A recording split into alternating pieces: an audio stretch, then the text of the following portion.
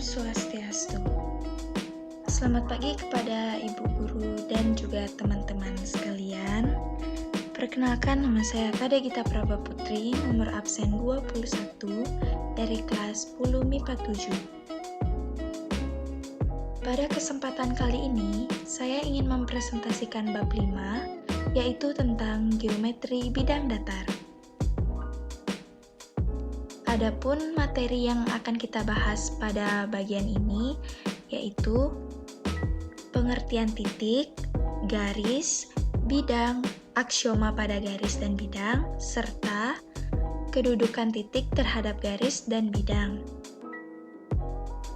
Berikut ini adalah peta konsep dari presentasi yang saya buat.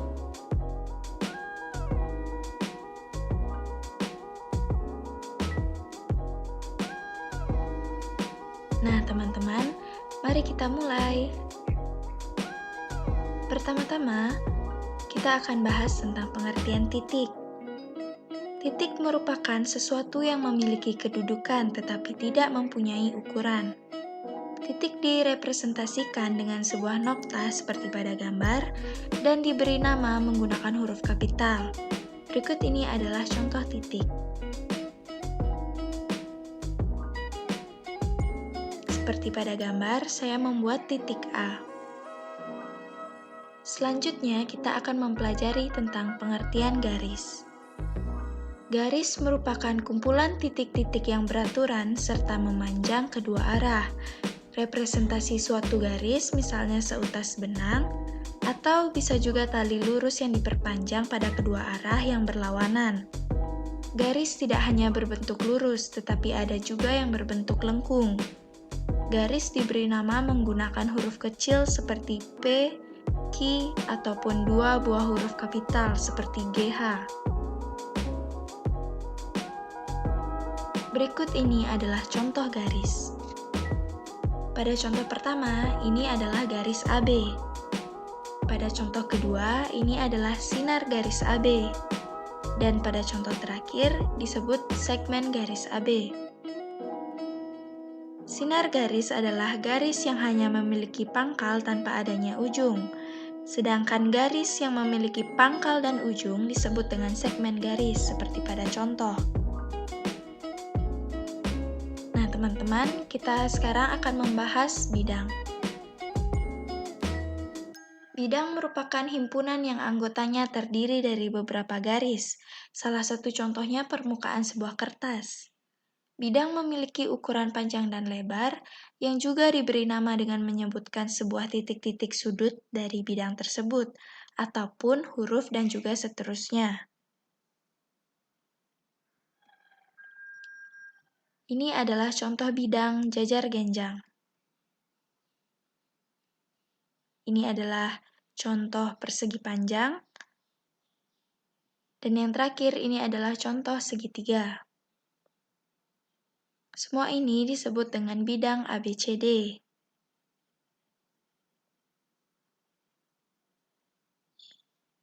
Nah, teman-teman, sekarang kita akan membahas tentang aksioma.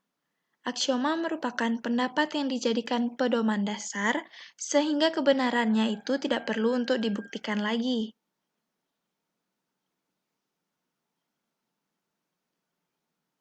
Berikut ini adalah beberapa aksioma. Yang pertama ada aksioma 1, yang berisi tentang dengan melalui dua buah titik sembarang hanya bisa dibuat satu garis lurus. Berikut ini adalah gambar dari aksioma 1. Selanjutnya, aksioma 2.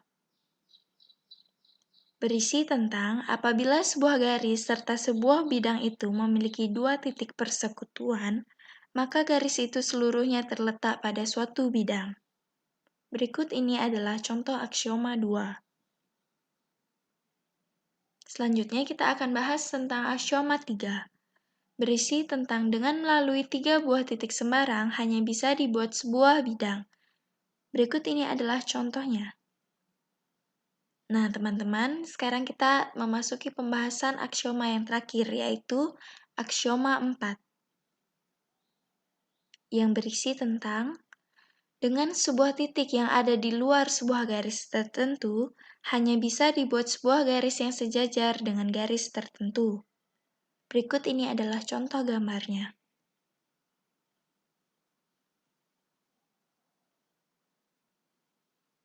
Tidak terasa ya teman-teman, sekarang kita udah memasuki materi yang kedua, yaitu kedudukan titik terhadap garis.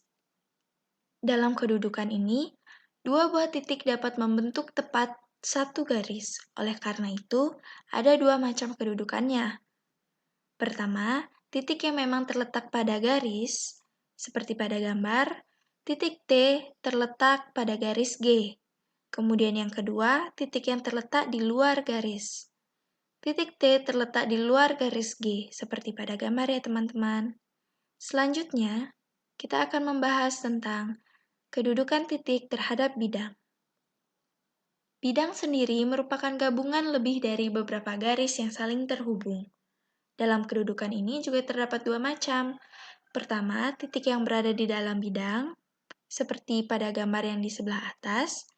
Yang ini, titik T berada di bidang H. Dan juga ada titik yang berada di luar bidang, seperti pada gambar yang di bawah sini. Titik T berada di luar bidang H. Nah, teman-teman, pembahasan kita sudah selesai nih. Sekarang saya memiliki beberapa pertanyaan. Yang pertama, 1. Diketahui persegi panjang ABCD dengan AB yaitu akar 15 cm dan AD akar 5 cm. Jika E merupakan titik potong diagonal persegi panjang tersebut, maka besar sudut BEC adalah, jadi teman-teman bisa menjawab ini ya.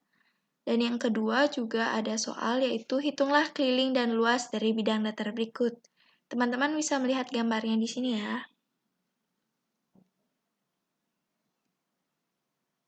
Nah, teman-teman, jika teman-teman memiliki pertanyaan, teman-teman bisa tanyakan kepada saya ya. Tanpa terasa kita udah ada di penutupan presentasi nih. Jadi sekian presentasi saya ucapkan terima kasih telah menonton dan juga mendengarkan penjelasan saya. Saya mohon maaf jika ada salah-salah kata, dan saya akhiri dengan Parama Santi. Om Santi Santi Santi Om.